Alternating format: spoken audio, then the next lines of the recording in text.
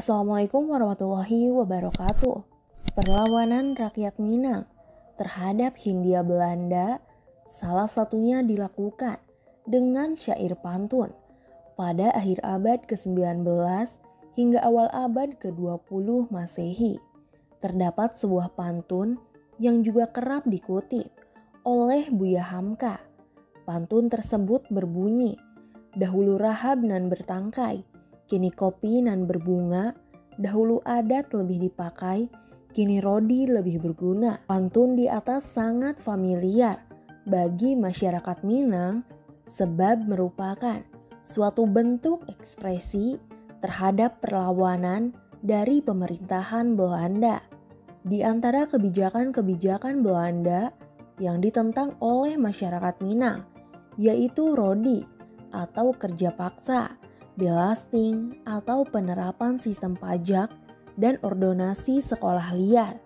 Saat itu, para ulama merupakan pimpinan perlawanan untuk menentang kebijakan-kebijakan kolonial Belanda yang berlangsung hingga awal abad ke-20. Hal ini diungkapkan oleh Pramono, dosen sastra Minangkabau, Universitas Andalas, saat webinar Balai Litbang Agama di Jakarta pada tanggal 17/9 tahun 2020.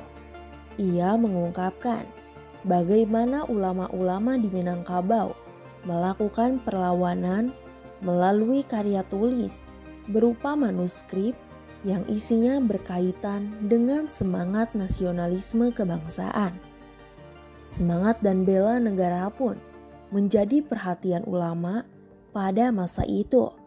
Hal ini dibuktikan dengan banyaknya karya-karya yang dihasilkan oleh ulama yang menyentuh topik tema yang berkenaan dengan nasionalisme bela negara, tutur Sekretaris Masyarakat Pernaskahan Nusantara pada masa itu. Dalam konteks perlawanan terhadap penjajahan di Minangkabau, tidak bisa dilepaskan dari 3 elemen seperti ulama, manuskrip, dan surau. Surau bahkan menjadi tempat yang sangat penting bagi perjuangan melawan kolonialisme di akhir abad ke-19 dan awal abad ke-20 itu. Surau tidak hanya berperan sebagai tempat belajar Al-Quran, belajar tasawuf, adab, ilmu agama, dan yang lain sebagainya. Surau pada masa tersebut berkembang menjadi sebuah benteng pertahanan terhadap berkembangnya dominasi kekuatan penjajahan Belanda, ungkap Pramono. Pramono mengungkapkan setidaknya ada 1.000 naskah tersebar di Sumatera Barat. Tidak sedikit naskah yang ditemukan dalam kondisi yang cukup parah, keterbatasan sumber daya yang menjadikan naskah-naskah yang ada di Minangkabau tidak bisa segera diselamatkan. Sementara itu, berkenaan dengan surau, dijelaskannya sebagai sebuah tempat penyimpanan naskah-naskah salinan atau skriptorium. Surau juga menjadi benteng pertahanan dari penjajahan Belanda. Selain itu, surau menjadi pusat kegiatan intelektual sekaligus menjadi pusat kegiatan masyarakat Minangkabau. Manuskrip dan semangat perlawanan. Di antara naskah-naskah tersebut, karya para ulama Minangkabau yang berhasil ditemukan oleh Pramono di Minangkabau, yakni naskah Tuanku Imam Bonjol, karya Tuanku Imam Bonjol, syair Perang Kamang, karya Haji Ahmad Marzuki, sejarah ringkas Syekh Muhammad Nasir, Surau Baru, Imam Maulana Abdul Manaf Amin Al-Khatib, sejarah ringkas Syekh Paseban, karya Imam Maulana Abdul Manaf Amin Al-Khatib, syair pelarian dari kejaran Belanda, karya Syekh Sidi Jamadi, catatan rapat ordonasi sekolah liar, karya Haji Abdul Karim Amrullah, dan sisanya adalah naskah Tambo dan Undang-Undang Minangkabau. Manuskrip Imam Bonjol ditulis langsung oleh Imam Bonjol dan putranya Naali Sultan Caniago yang isinya terdiri atas 3 bagian. Bagian pertama yaitu 1 hingga 190 yang berisi memoir Tuanku Imam Bonjol. Bagian kedua yaitu halaman 191 hingga 324 yang berisi memoir putranya.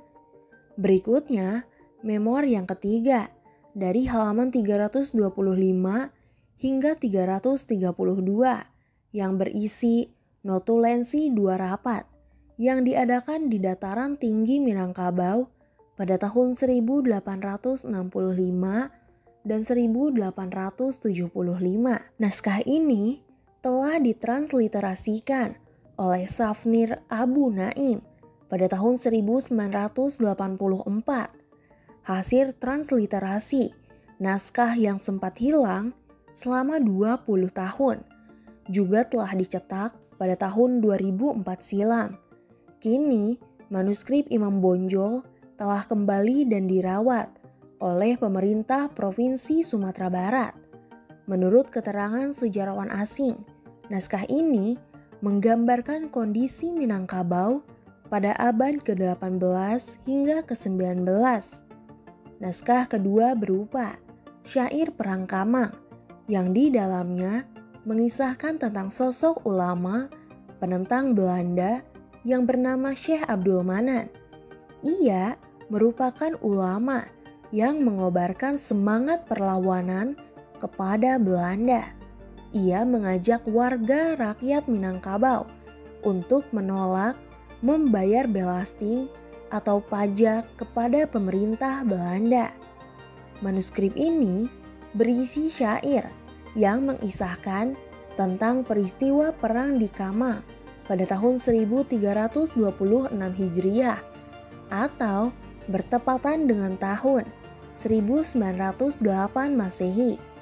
Keberadaan naskah ini diketahui berdasarkan salinan cetak manuskrip yang dicetak pada tahun 1926. Berikutnya adalah naskah manuskrip Sejarah Ringkas Syekh Muhammad Nasir. Umur dari naskah ini relatif baru, yakni pada tahun 1413 Hijriah atau 7 Mei tahun 1993. Manuskrip ini tidak terlalu tebal, yakni hanya 99 halaman. Naskah ini terdapat 4 bagian, yaitu isi khusus masalah yang berkaitan dengan nasionalisme kebangsaan. Ada pada bagian pertama, halaman 1 hingga 57, yang di dalamnya memuat riwayat hidup dari Syekh Muhammad Nasir. Pada bagian pertama tersebut, dikisahkan tentang upaya perlawanan kepada pemerintah kolonial yang terjadi di Koto Tangah dan Pauh. Pemberontakan ini dipimpin oleh salah seorang murid dari Syekh Muhammad Nasir yang bernama Pakih Mudo. Sementara isi naskah di bagian kedua berisi tentang tarekat, yaitu halaman 58 hingga 82. Bagian ketiga halaman 82 hingga 91 yang berisi tentang uraian sejarah bersafar di tempat Batu Singka yang merupakan makam Syekh Muhammad Nasir di air dingin Lubuk Minturun.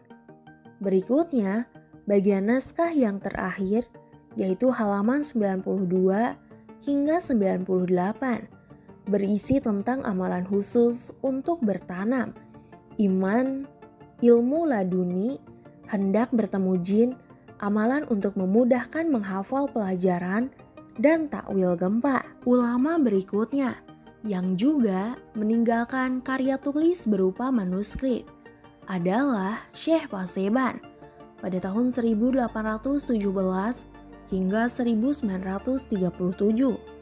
Ia memiliki nama kerapi dengan gelar Sidi Alim. Ia juga merupakan pemimpin tarekat Syatariyah yang masyhur di Koto Tengah. Sama seperti Syekh Abdul Manan, ia juga menentang perintah pembayaran belasting, penerapan sistem pajak oleh pemerintah kolonial Belanda.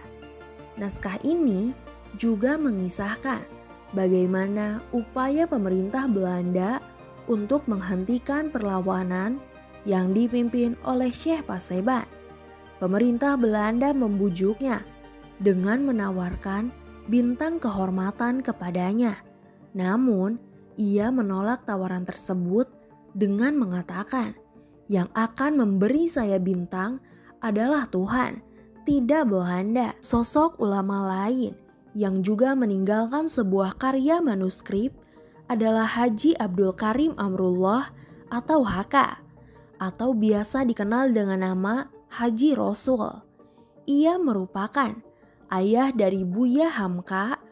Haji Rasul meninggalkan sebuah catatan tentang hasil rapat perlawanan ordonasi sekolah liar tahun 1932, serta salinan peraturan tentang rodi atau kerja paksa dengan menggunakan aksara Jawi.